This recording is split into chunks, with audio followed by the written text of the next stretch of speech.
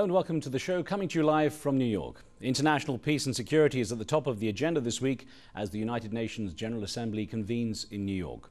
Well, key in that mission is the tense relationship between Iran and the West, specifically the United States.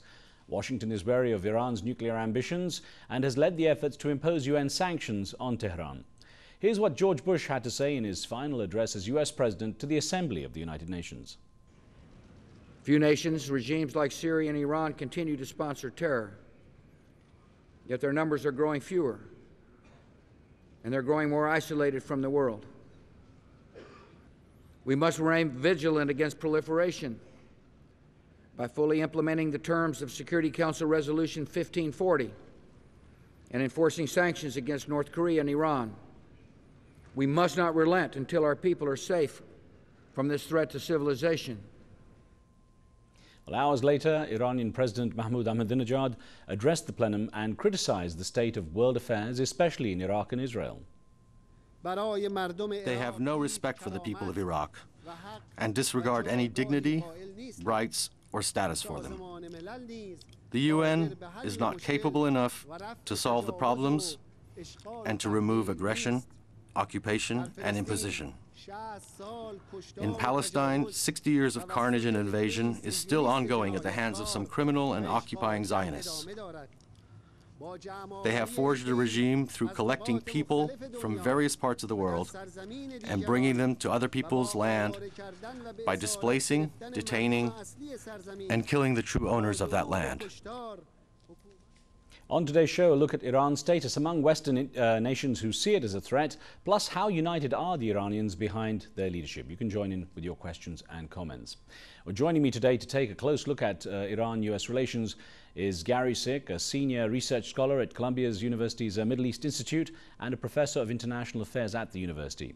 He's also author of Iran, Iraq and the Legacies of War. I'm also joined by John Hostetler, former congressman from Indiana, who represented his state from 1995 to 2007. He wrote Nothing for the Nation, Who Got What Out of Iraq, which explains how the founding fathers of the US would refute claims that the invasion of Iraq is supported by conservative philosophy. Gentlemen, I welcome you to the show.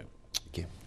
Professor Gary Sick, if I could start with you on the issue of the visit of President Ahmadinejad to the United Nations. He got a pretty rough reception last year. I think you were there at Columbia University when everything sort of went crazy, and I understand you're also going to be having dinner with him again on this trip. What basically do you think he can expect in terms of reception at the UN this time?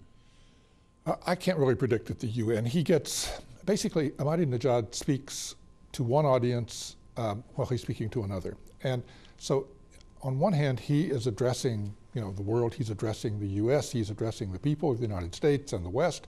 At the same time, he's really addressing a third world audience and saying, look, we are a power who can stand up to the West, who can stand up to the Americans. We can say these things and your leaders don't dare. And that gives him a certain, leverage that I think he craves. And he comes to New York every year at this time. This is the third time that I will have seen him here. And he does the same thing each time, but he schedules himself minute by minute throughout his entire visit. He's on every channel, every outlet that he can possibly get scheduled in. And it's really a pretty amazing show. Well, Congressman John Hostetler, good to have you with us as well, sir. And I wonder, from what you know of the situation in Iran and what you know of Ahmadinejad, President Ahmadinejad, what do you think he wants to get personally out of this trip? Well, I think he wants face time with the American people, and he wants face time with the world in the United States, and to be seen as someone who is reasonable, although his words do not necessarily match that rationale. But I think he wants to be seen as a legitimate world leader, and in so doing, by addressing the United Nations and by addressing the various forums that he has scheduled every moment of the day in the United States, he gets that legitimacy, and we should understand him as the power that he is, limited though it probably is. What do you make of? I mean, there's a tendency for the media here to always latch onto this idea of him being a threat, being evil, Iran being the enemy. I hear it on US television reports where they talk about facing the enemy. Even the newspapers last year, I remember walking past where they said the evil has landed. What does that do really for actually trying to get some dialogue going? Well, it doesn't help, but I think that he understands, as the politician he is, that that is the media that sells his presence here. It sells his presence across the world. And so while the media will attempt to generate revenue with his presence in the United States, he is going to try to, I assume, generate a dialogue with the United States, which is something I believe we should continue to foster, given the strength that we come from. Professor, we had an email that came in, if I may put this to you, sir. It's from Lagos in Nigeria, and Sewa Odugwo says, I want this United Nations General Assembly to be able to work on their previous resolutions on Iran so that the world will not lose hope on the UN's capability. Now, presumably that the UN, I'm presuming that our viewer here thinks that the UN can keep Iran in check as far as some people see it. Well, you know, the United States started imposing sanctions on Iran in 1995, and we have gradually increased those sanctions in magnitude, and we have added to them now all of the UN sanctions on top of it. When we started, Iran had no nuclear capability at all. Today it's got more than 3,000 centrifuges spinning, and they are producing low-enriched uranium. I think any judgment about that policy would suggest that this hasn't worked. This doesn't mean that it's hopeless or that those sanctions aren't useful for some purposes, or that they haven't hurt Iran, because I think they have. But it does suggest that if you want to stop Iran from getting a nuclear program, this is probably the wrong way to go about it. And I think a lot of people have come to that conclusion lately. Do you think, Professor, there is scope for dialogue, that opportunities are being missed here? I think opportunities have been missed really for 30 years. And certainly in the last 20, we have just had one opportunity after another. Iran worked with us closely on Afghanistan in 2003, and we turned around and identified them as the axis of evil. You know, it didn't make any, we got nothing out of that. And in the process, they were looking for a dialogue with us, and we rejected it. In the Clinton administration, at the end of the Clinton administration, we offered them dialogue, and they never answered the mail. So we've had a series of these over time, and it's unfortunate. I think we're getting to the point where we're going to pick up an opportunity one of these days. Although there are whispers of actual talks taking place quietly, that there are unofficial talks, I mean, apart from unofficial meetings like you have, that there are actual, relatively high-level talks taking place on the quiet. Well, I've heard those before, and if so, they're not getting very far. Actually, the best example I think that we've got is that rumors started to appear that the United States was going to set up an intersection in Iran that would be manned by US diplomats. It would be a huge change. I expected Iran to come out and say, no way, this is not true. They didn't say that. They instead said that might not be a bad idea. That suggests to me that there were some preliminary talks back and forth between the two. Congressman, of course, the talk of a military strike on Iran has been discussed for a long time now. And I wonder to what degree America could even afford any kind of military strike now, considering the way the financial situation here has gone upside down. I think America could not afford it financially. I think it could not afford it politically. Culturally, we are a nation that is weary of war, and weary of war against a nation state who we have determined was not the imminent threat that was originally suggested. And similar to Iran. And as was mentioned earlier, there was the idea that during the Clinton years, after the '93 World Trade Center bombing, after Khobar Towers, the African embassies, the coal, that Iran did not feel a need to converse with an entity that they felt was weak.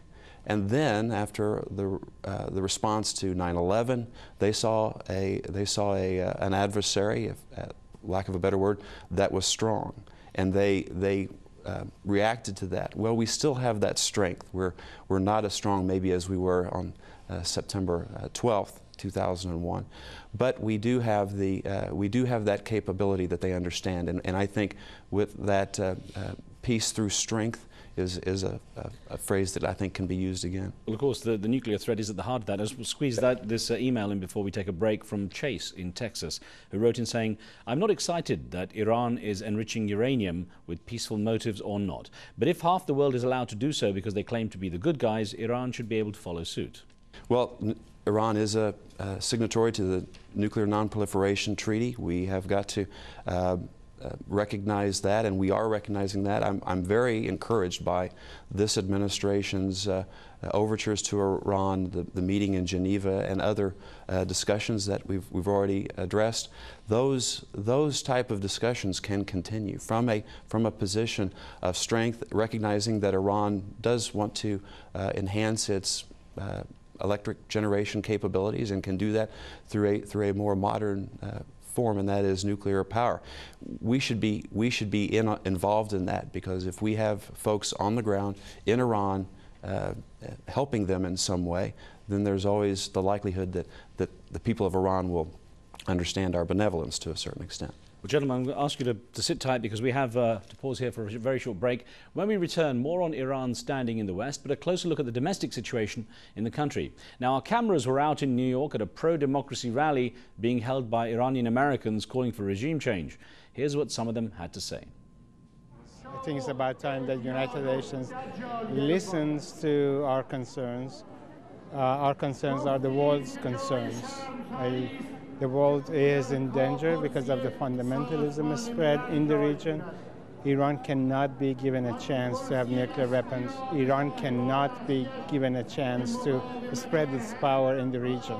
We request that don't let him to be here, and don't negotiation with the Iranian regime. We want the Iranian regime change, and we want peace and democracy back to the Iran. Ahmadinejad is not our president. He is not representative of the Iranian people. He is a murderer and terrorist. We are not accepting this criminal as a president of Iran, since he is after destroying the whole world.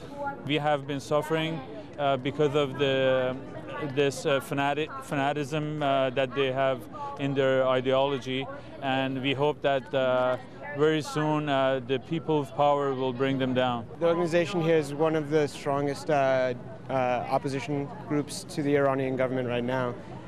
So there's an expression of hope and solidarity that is pretty unique and leaves you with a good feeling.